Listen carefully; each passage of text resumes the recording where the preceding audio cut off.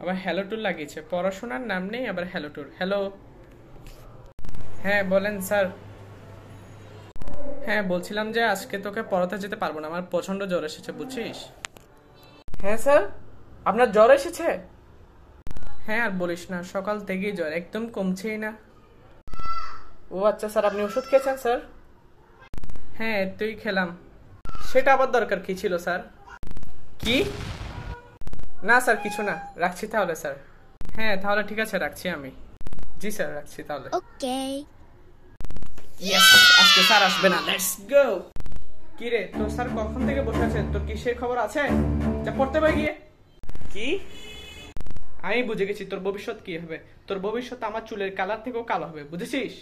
আরে মা তুমি কি বলছো, আজকে তো স্যার আসবেই না। কি রে, স্যার আসে নাই মানে? তুই বাসায় গিয়ে দেখ স্যার বসে আছে, যা জলদি যা, পড়তে বই যা।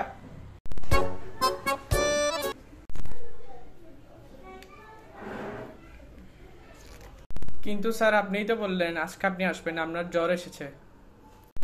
ওহ, তোকে একটু কল করার পরে আমার জ্বরটা কমে গেল বুঝছিস, তো ভাবলাম চলে আসি। দে, তোকে যেগুলো পড়া দিচ্ছিলাম সেগুলো বের কর।